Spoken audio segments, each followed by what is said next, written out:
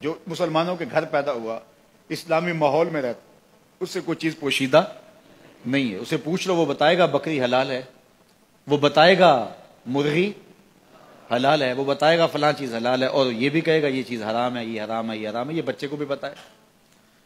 تو فرما ان الحلال بین و ان الحرام، حلال بھی واضح اور حرام بھی واضح، اور اس کے درمیان کچھ شبہ والی چیزیں. کچھ چیزیں واضح ہیں کہ یہ حلال ہے، کچھ چیزیں واضح ہیں کہ یہ، درمیان میں کچھ چیزیں ہیں کہ جس میں کوئی شبہ ہے. زیادہ لوگ نہیں جانتے، انہیں علماء ہی جانتے ہیں. کسی نے کہا کہ یار یہ پتہ نہیں حلال ہے، کسی نے کہا پتہ نہیں حرام ہے. اب سنو، ضابطہ میرے حضور نے بیان کیا.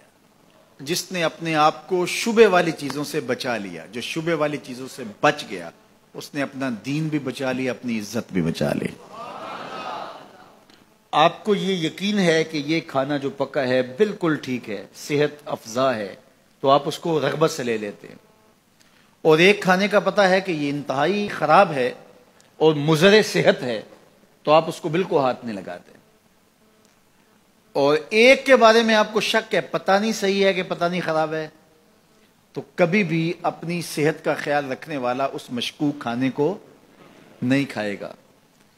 اس لیے دین کے معاملے میں بھی ایسے کرو کہ جس کے بارے میں تمہیں شک ہو اس کو چھوڑ دو، اور اس کو اختیار کرو جس کے بارے میں شک نہ ہو.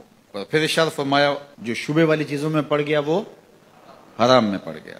جس طرح کوئی شخص کسی چراگاہ کے گرد اپنے جانور چراتا ہے، سرسبز چراگاہ ہے، اور وہ اس کے آس پاس اپنے جانور رکھتا ہے، تو کبھی تو کوئی بکری، کبھی تو کوئی بھیڑ، کبھی تو کوئی جانور اچانک جا کے دوسرے کی چراگاہ کے اندر منہ مار لے گی. تو پھر ضرورت ہی کیا ہے اس کے قریب جانے کی. تو کہا جو حرام کے قریب جائے گا ایک دن حرام میں مبتلا ہو جائے گا. ہر بادشاہ کی کوئی چراگاہ ہوتی ہے، اس نے ایک مخصوص چراگاہ رکھی ہوتی ہے، اس میں اس کے جانور چرتے ہیں، اور کسی کا جانور اس میں وہ آنے نہیں دیتا. بادشاہ کی غیرت ہوتی ہے، اس نے باڑ لگائی ہوتی ہے. لیکن اگر کوئی اس چراگاہ کو عبور کر لے تو وہ بادشاہ جو ہے وہ غیرت کی وجہ سے اس جانور کو پھر چھوڑتا نہیں ہے کہ یہ میری چراگاہ میں آیا کیوں. تو فرمایا اللہ کی چراگاہ خاص اس کی حرام کردہ چیزیں، وہ گوارا نہیں کرتا کہ کوئی حرام میں مبتلا ہو. یہ ساری کہانی بیان کی حضور نے.